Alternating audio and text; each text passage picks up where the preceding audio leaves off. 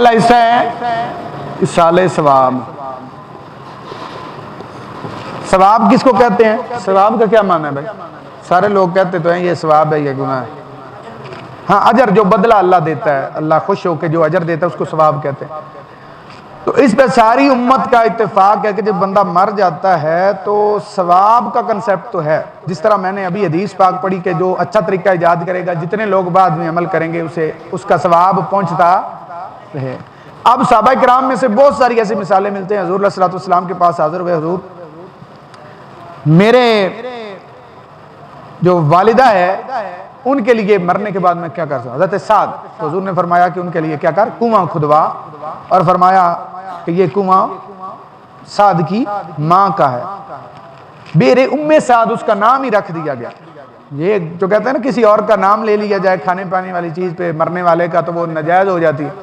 کہتے ہیں نا غوث پاک کا بکرا کہا تم نے، تو اب تو یہ اس کنویں پہ نام کس کا رکھا گیا؟ بیرے ام سعد، سعد کی ماں کا کنواں ہے، وہ دنیا سے جا چکی تھی، ان کا نام۔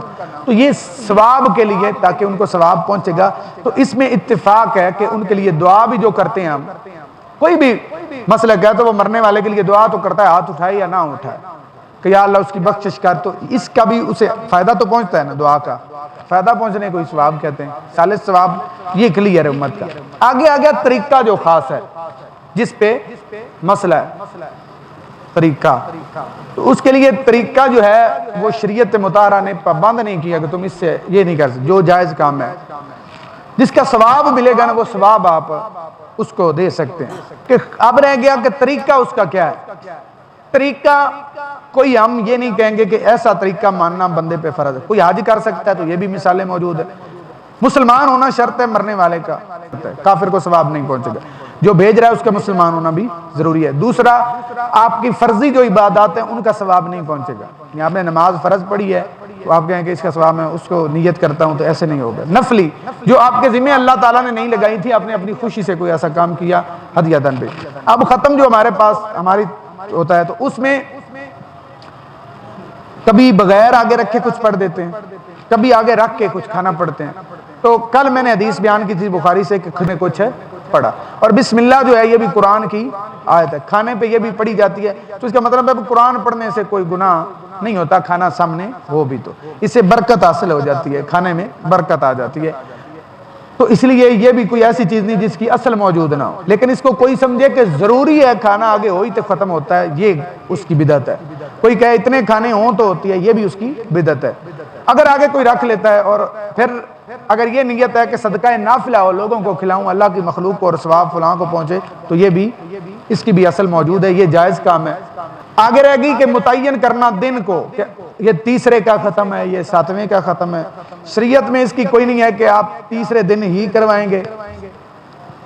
ایک جنازے میں میں شریک ہوا، پیر صاحب کا ایک جنازہ تھا، تو جیسے ہی انہوں نے پڑھا نا جنازہ، ٹھیک 2 منٹ بعد انہوں نے کہا کہ ختم کل شریف پڑھ دیں۔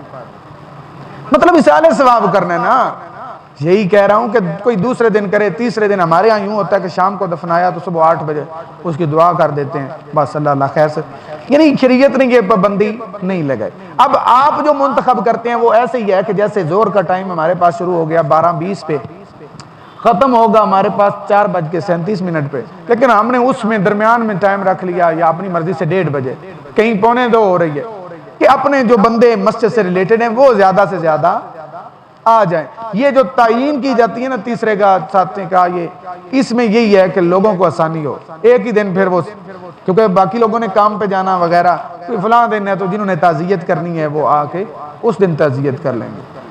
تو اس لیے اس کو تیسرا، چوتھا، پانچواں یہ آسانی کے لیے لوگوں، جیسے ہم کوئی محفل رکھتے ہیں، ذکر تو اللہ رسول کا کبھی بھی کر سکتے ہیں، درس کبھی بھی دے سکتے ہیں، لیکن وہ لکھ دیتے ہیں جی فلاں ٹائم پہ فلاں صاحب، تو اس میں کوئی شریعت نے قدر نہیں، لیکن اس کو سمجھنا کہ تیسرے کے بغیر ہو ہی نہیں سکتا، یہ بدعت۔ اگر کوئی بندہ اپنی پڑھی ہوئی واقعتاً چیز کسی کو دے دیتا ہے، اپنی خوشی سے دے دیتا ہے، تو یہ اس میں نہیں کہہ سکتا کہ وہ ناجائز ہے۔ یعنی اگر کوئی بچے بھی پڑھائی دے دیتے ہیں، ایک یہ ہے کہ ان کو مجبوراً لانا، بچے نہیں پڑھنا چاہتے، استاد کے ڈر سے پڑھ رہے ہیں، تو یہ جائز نہیں ہے۔ یہ جو کٹھی زیادہ کی جاتی ہے اس کے بارے میں بھی نا احتیاط کیا کرے۔